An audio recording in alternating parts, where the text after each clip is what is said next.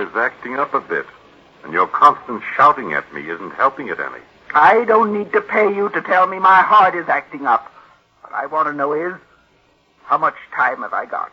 Well, that's difficult to say. If you avoid all excitement, I think I can say a year, possibly 2. A year, possibly 2. Yes, but only if you do as I say. For one thing, there's no reason you should insist on remaining in this darkened bedroom month after month. Why, it's been a year since you've been out of this room. Are you going to start on that again? This living in complete seclusion is bad for you. You should leave this room and see people, take an interest in life. No, Dr. Jeffries. I won't have my maid pushing me around in a wheelchair, the object of everyone's pity. I prefer to remain in my room and have people think of me as I was, not as I am. As your physician, I insist. I said that I prefer to remain in this room, and that's final. Please, Mrs. Richards, your heart. Then stop trying to make me do things I don't want to do. Very well. Only I can't see why you refuse to have any visitors. It'll give you some interest in things. It may surprise you to know, Doctor, that I am expecting 2 visitors. Indeed? What made you change your mind? I think it's time I drew my will. Before I do so, I want to get acquainted with my only living relatives, my former husband's nephew and niece, Gerald and Millicent. I haven't seen them since they were children, and I'm curious to see what they've become. I understand Millicent is an actress. An actress? You don't mean that your niece is Millie Richards, do you? Yes, have you heard of her? Well, of course.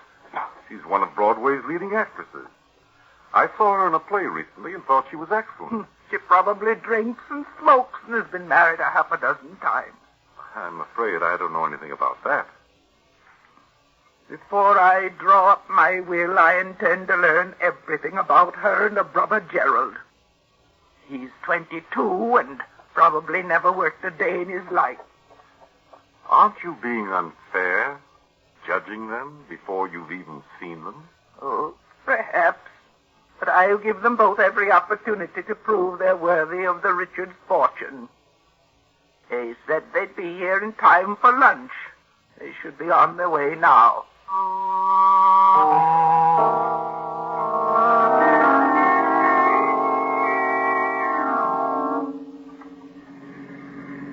Oh, my head. How's the hangover, brother dear? Painful, I hope? Millie, what am I doing in your car? Where are we going? Have you forgotten, darling? This is the day we were invited to visit Aunt Martha. You remember Aunt Martha? She's the one with all that money. Save it, will you? I'm in no mood for your witticism. Well, considering I spent half of last night looking for you under nightclub tables, you might be a little more grateful. I can recall doing as much for you. Where are we, anyway? About 20 miles from Aunt Martha's.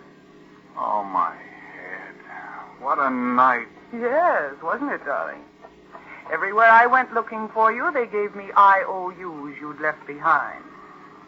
Exactly how much do you owe around town? 3 months ago, it was $11,000. That means you probably owe twice as much by now. Look, Millie, you've got to help me. If I don't clear up my debt soon, I'll be in real trouble. And what exactly am I supposed to do? You've got to lend me enough money to hold off my creditors. Lend you money? Oh. You may not know it, Gerald, dear, but I'm in far deeper than you are. But you were getting $1,000 a week for playing the lead, and why not be happy? How can you be in debt? It's really very simple. I was getting $1,000 a week. I was spending $2,000. Oh, that makes everything just perfect. Both of us so deeply in debt, we probably won't dare go back to town. Perhaps after this visit to Aunt Martha, we'll be able to go back to town in different circumstances. What do you mean? Have you forgotten Aunt Martha has something like $4 million? So what? You think she'll lend us money to pay our debts after not even seeing us for 20 years? Gerald, you're a fool. Why do you suppose she invited us to visit her? Because she's getting along in years and she has decided to make her will. Naturally, before she does so, she wants to see what we, her only relatives, are like. Millie, do you really think she'll leave us some money? If we make the right impression, there's no reason she shouldn't leave us all of it. All we have to do is convince Aunt Martha we deserve it. And how are we going to do that? By showing her we are simple, lovable, and unspoiled. You remember the ingenue role I played in I Dream of Love? Yes, of course. You weren't half bad. Half bad. I was superb. The critics were mad about me. Brooks Archer said that in all his life... All right, you were superb. What about it? Well, I think I'll play that role for Aunt Martha. Just a simple, unsophisticated girl, unspoiled by success. Well, maybe you can get away with it, but you know I can't act. How am I supposed to behave? You just play the strong, silent type and leave all the talking to me. Well, I only hope you can sell the old lady on our charm. Darling, you are forgetting I am, quote, Broadway's leading younger actress, unquote. When the curtain rings down on my special performance for Aunt Martha, the Richards' money will be ours.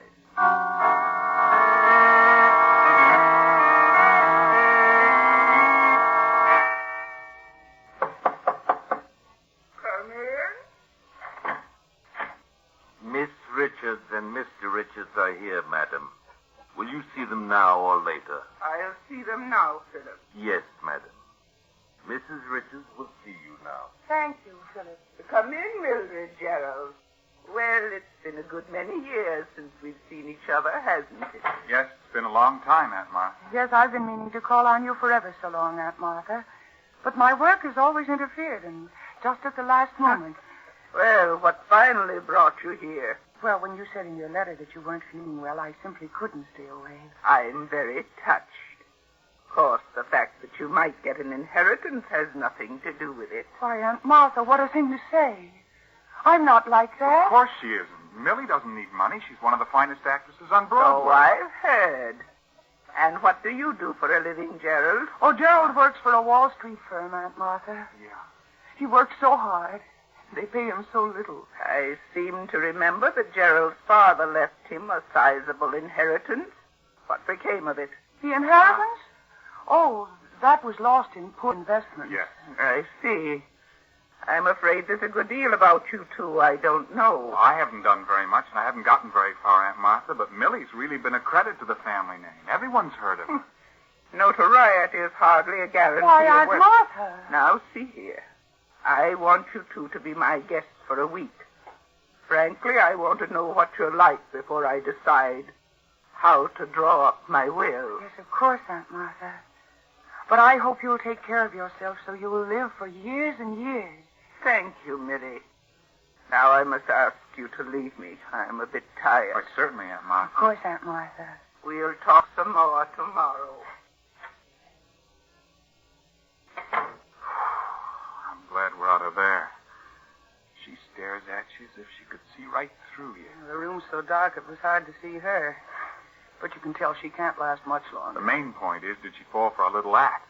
If you ask me, she wasn't exactly bowled over by your performance. Nonsense. I played my role perfectly. She's a bit suspicious now. That's only natural. But before I'm finished, she'll be eating out of my hand. Well, I certainly hope you're right. Just give me a week, darling, and you and I will be heirs to the Richards' fortune.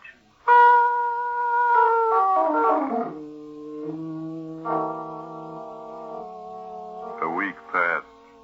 A week in which Millie was constantly by her aunt's bedside. Millie told her aunt about her Broadway career and read her notices from a large book of clippings. Martha Richards listened quietly, now and then venturing a question, and Millie became more and more certain she'd won the old lady over. By the end of the week, she was quite sure that she'd convinced her aunt of her own simple, unspoiled character. But... Hello, Millie. Gerald, where have you been all night? I've looked every place for you. I spent the night in New York. You've been drinking. So what? You're a fool. What if Aunt Martha heard about it from the servants, just when everything's working out perfectly? So everything's working out perfectly, is it? Yes, it is. Last night, Aunt Martha phoned New York. I listened in on the hallway extension. It was her attorney she was calling, and he's coming out here tonight to draw up her will. You don't say. Well, well. What is the matter with you? You're acting very oddly, Gerald. My dear Millie, it may interest you to know that the greatest performance of your career has gone for nothing. Why, what do you mean? You may be able to sweep a Broadway audience off its feet, but not Aunt Martha. Oh, I tell you, she believes in me completely. Oh, does she? While Aunt Martha was listening so devotedly to your every word, she had a private detective in New York at work investigating us. She had a private detective? Yes, dear sister. While making the rounds of the nightclubs last evening, I learned that quite a few questions have been asked about us this past week. So that's what she's been up to. Hiring a private detective to pry into our past. And you can guess what she'll do when she learns that I haven't any job and gambled my inheritance away. And what do you think she'll say when she hears you were named as correspondent in 3 divorce actions and were involved in the Wainwright scandal? I'd like to scratch her eyes out, playing with me like a cat with a mouse. Well, the game's up. We may as well go to our rooms and pack. And walk out on $4 million, I should say not. There's no use being stubborn about it. We gambled and we lost. Tonight the lawyer will be here and she'll cut us off without a cent. There's nothing we can do about it. Well, I don't give up so easily. There must be something we can do. Well, what, for example? I don't know yet. Let me think. I won't go back to New York so deep in debt I can never get out. For the rest of my life, I'd be hearing her voice. Millie, dear, I want you to tell me all about yourself. Where you've been and what you've done. Well, she won't beat me. Before I'll let her cut me off with a cent, I'll... Yeah. Oh, yes. What are you planning? Gerald, Aunt Martha is not going to cut us out of her will. Yes? And exactly how are you going to prevent her? If we have nerve enough, we can stop her. We can inherit the whole fortune. Now, you listen to me, Gerald, and listen closely.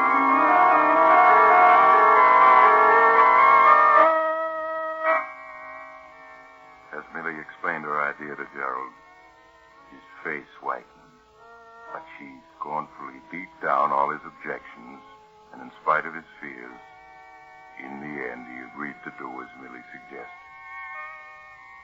And in the hours that followed, Millie locked herself in her room and practiced her aunt's signature and her aunt's voice until she was satisfied she could imitate both perfectly. After that, there was nothing to do but wait tensely and nervously until 8 o'clock that night, when Millie and Gerald quietly slipped down the hall to their aunt's room. Millie, we can't go through with this. It's crazy. Be quiet, you fool. It's the only way out. But what if we're caught? You know what that would mean. If you do as I say, we won't be caught. Now get hold of yourself and then knock. You know exactly what you're to do. Yes. Come in. Good evening, Aunt Martha. I hope you're feeling well, Aunt Martha. Oh, Millicent, Gerald, come in. Thank you. It's dark in here, Aunt Martha. Shall I turn on a light? No, that isn't necessary. I prefer the dark. Of course. Just as you say. Your voice sounds strange, Gerald. Is there anything wrong? Oh, no, of course not, Aunt Martha. How do you feel tonight? I'm a little tired tonight. Oh. Gerald, perhaps you ought to fix Aunt Martha's pillows. She doesn't seem very comfortable. Oh, you needn't bother. I'm quite comfortable, thanks. Gerald, fix Aunt Martha's pillows. I can't go through with it. I I can't. should have known better than to count on you. What are you two talking about? What's going on? Nothing. Nothing important, Aunt Martha. Here. Let me fix this pillow for you. But I tell you, I don't want it fixed. Oh, but you do. Millie, don't. Fix that pillow with my face again, please. Millie, don't. She's suffocating. Oh, be quiet. If you haven't the nerve to go through with this, I have. It's almost over. If this doesn't overtax her heart, nothing will. There. She's limp. She's not struggling anymore. I'll take the pillow away. She's still alive. How do you feel now, dear Aunt Martha? Is there anything more we can do for you? You want to kill me. Everything I've heard about you is true. But you won't ever get any of my money. Oh, my heart. Oh. She's gone. She's dead. Millie. Her eyes are still open. Staring at us as if she could see right through us. Never mind her eyes. They can't bother us now. She's dead. Not from suffocation, but from a heart attack. I told you my plan would work. We killed... Nonsense. We simply helped nature take her inevitable course. You think of it that way and you'll feel better. You aren't human. Well, I'm afraid we haven't time to discuss that. Aunt Martha's lawyer will be here in an hour. Now, will you do as I say, or won't you? Now that we've gone this far, I guess I have no choice. Thank heavens you have enough sense to see that. You do exactly as I say, and we can't fail.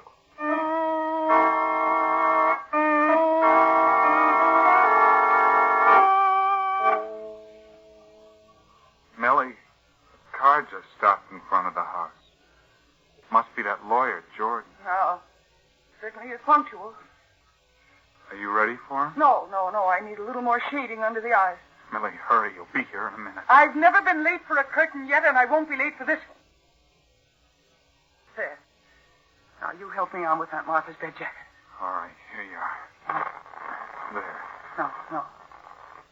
How do I look? You look exactly like Aunt Martha. If I didn't know her body was in that closet, I'd swear you were her. In the dim light of this room, no one can help but think I'm Aunt Martha. Yes, but what about your voice and the things you'll have to know? I have been practicing, Gerald. Listen to this. As mistress of this house, I answer only those questions I wish to answer, and I assure you I shall not be tripped up. There. Now, does that convince you I can play the starring role of Aunt Martha? Yes, I'm convinced. Millie, quick, get in bed. I hear someone coming. All right. Now, please stop shaking. I tell you, we can't fail. I shall give the greatest performance of my career. Come in. Good evening, Miss Richards. Good evening, Mr. Jordan. Please come in. Thank you. Hope you're feeling well. I'm 67 and I feel 87. Well, I'm sorry to hear that. I don't think, Mr. Jordan, you've ever met my nephew, Gerald Richards. Hello, Mr. Jordan. How do you do? Mr. Jordan, I want to have a will drawn up and signed tonight. Tonight? Well, surely you can't be serious, Mrs. Richards. Vast holdings like yours require a will that will take days to draw up properly. What I want is a simple will dividing my entire estate equally between my nephew Gerald and my niece Millicent. But, Mrs. Richards... I'll be frank with you, Mr. Jordan. I have a premonition that there is no time to wait for an involved will. I see. I've been feeling worse than I've admitted to Dr. Jeffries. Quite possibly I won't be here tomorrow to sign a will. I surely hope you're exaggerating, Mrs. Richards. If I am, we can draw a new will later. Tonight I won't rest easy until I know that my wishes have been put into writing. Very well, Mrs. Richards. If you'll excuse me for a moment, I left my secretary downstairs until I'd seen you. I'll just step out and tell her what you want. She'll draw up the papers in a very short time. Thank you, Mr. Jordan. I won't be long. Well, Gerald, you feel better now? You fooled him, Millie. He's completely taken in. As soon as the will is signed, I'll get rid of him. Thank goodness there's no danger of Dr. Jeffries getting here tonight. No, you might not fool him quite as easily. Well, he's attending a meeting of the State Society of Physicians. Wait a minute. Is Jordan coming back? Since all you want is a simple declaration, Mrs. Richards, my secretary won't take long over it. Is this Millicent Richards your niece, by any chance the Broadway actress? Yes. Have you seen her? Well, yes, I never miss any of her plays, if I can help it. Indeed. And what do you think of her? Well, she always puts on a good show, but privately, I think she has a tendency to overact. Oh, you think she overacts, do you? Yes. I take her last play, Why Not Be Happy. Why, I think she played it much too hard for comedy. I'd have preferred to see an actress like Joan Walker in her role. The critics didn't agree with you. Gerald, will you please hand me Millicent's scrapbook? You'll find it on the desk there. Really, Aunt Martha, do you think... Gerald, hand me that scrapbook. Very well. I can understand criticism when it's justified, Mr. Jordan, but it seems to me that you're going against my niece's huge public. Here's the scrapbook, Aunt Martha. Thank you, Gerald. Now, just a moment, Mr. Jordan, and I'll read you what the critics had to say about Millicent's performance in Why Not Be Happy. Here we are. This is what Martin Walters, dramatic critic of the Evening Sentinel, had to say.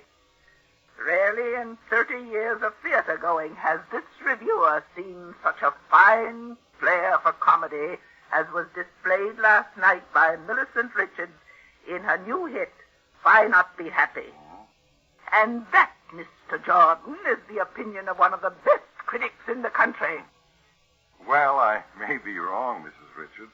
Naturally, I was only venturing a personal opinion. Excuse me, Mr. Jordan. Yes, Miss Andrews. You finished already? Yes, sir. It's just a paragraph as you instructed. Here's the original and the copy. Good. Now, let me see what you've written.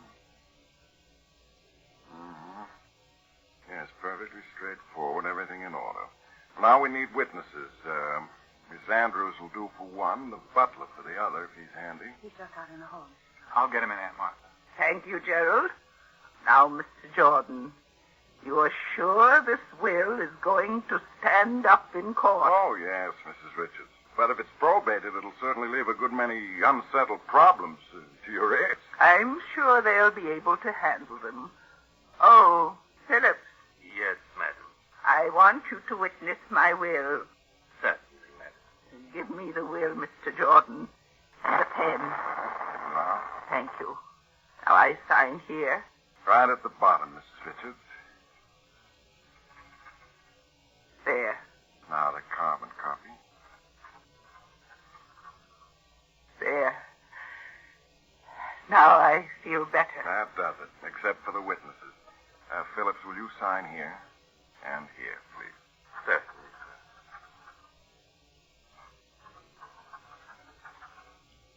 There, sir. Now you, Miss Andrews. Right, Mr. Jordan.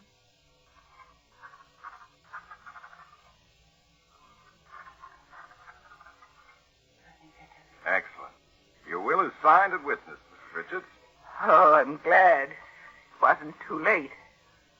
And now, if you don't mind, I'm very tired. I'd like to be left alone. Of course, Mrs. Richards. Phillips, show Mr. Jordan and Miss Andrews to their rooms, please. Yes, madam. If you'll just follow me. Good night, Mrs. Richards. Good night, Mr. Jordan. I'll see you in the morning, I hope. Of course you will. They're gone. And the will is signed. See, I told you it would work. So far, but we aren't through this thing yet. Oh, don't be a fool. The money is as good as ours. All we have to do is put Aunt Martha back in her bed and slip out of here, and tomorrow someone will find her dead, and you and I will inherit everything.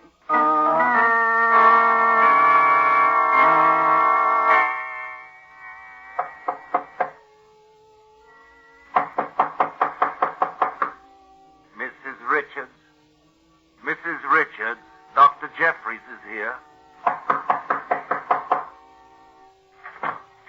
Mrs. Richards, excuse me, but... Dr. Jeffries. Dr. Jeffries, come quick.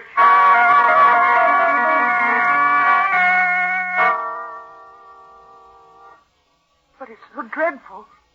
If only we'd known, if only we'd been able to help her somehow. But to think of her dying alone in the night with nobody. Now there, Miss Richards, you must be brave. Your aunt wouldn't want you to take her death like this. You're very kind, Mr. Jordan. She said only last night that she had a premonition she might not live much longer, that she felt worse than she admitted to you, Dr. Jeffries. That's quite possible. She hated to seem ill or in any way not her old self. She didn't suffer, did she, Doctor? No, I'm sure it was all over very quickly. Her heart just gave out. She must have died shortly after you left her. For she's been dead about 10 hours. No, I really didn't take her seriously when she spoke of not living through the night. She seemed so strong when we were talking, as if she'd grown younger. And she and I were arguing. It was quite like old times. You and Mrs. Richards had an argument last night? Well, not an argument, really. They were just discussing my sister's ability as an actress, Doctor. Yes, Doctor, that's all it was. I hope you won't mind, Miss Richards, but I told your aunt I thought you overacted your roles. Oh, of course I don't mind. What did she say to that? Oh, she almost hit the ceiling when I criticized you. She claimed you were the finest actress in the country. Aunt Martha always was a dear. Strange that she should have said that, considering she never saw Miss Richards perform. Well, maybe she hadn't, but she opened a book of clippings about Miss Richards and read to me what one of the critics said about her niece. She did? She read you the review? Are you sure? Why, of course I'm sure. I see. And was Miss Richards present at the time? No, I wasn't there, Dr. Jeffries. Why? Because I think, Miss Richards, that Mr. Jordan's criticism was justified. You do overplay your roles. I beg your pardon. I never overplayed a role in my life. I'm afraid that you have. You overplayed your biggest role last night. Last night? What do you mean? Your Aunt Martha was an extremely proud woman, Miss Richards. She couldn't stand to be pitied. Just a year ago, she became quite blind. Aunt Martha was blind? What are you saying? Her eyes were... Yes, they seemed very bright and penetrating, but they were sightless. No one outside this house knew the truth. Mrs. Richards refused to leave her room, kept the lights turned down low, saw almost no one. Thus, she kept her secret. Oh, but if Mrs. Richards was blind, how could she have read me that notice last night? She didn't, Mr. Jordan. She did. An egomaniac actress, disguised as Mrs. Richards, read her own notice to you, then forged Mrs. Richards' signature to a false will. Isn't that so, Miss Richards? Go on, tell him, Millie. You were so clever. The greatest actress in the world. Nothing could go wrong. You had everything worked out to the smallest detail. Don't be quiet, you fool. No court in the world will believe them. I'll give a performance that will sweep a jury off its feet. They'll never commit me, do you hear? Never.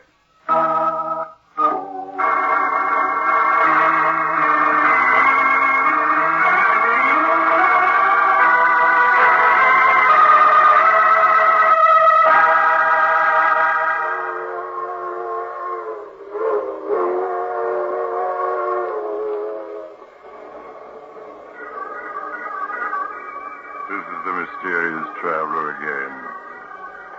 What happened to Millie and Gerald? Oh, didn't you hear? They're both playing in a long run now. Life imprisonment.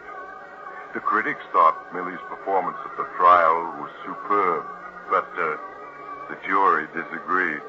They're inclined to think she had overacted. That recalls the case of another actor who tried to play the role of a dead man. He did it so realistically that they buried him and then...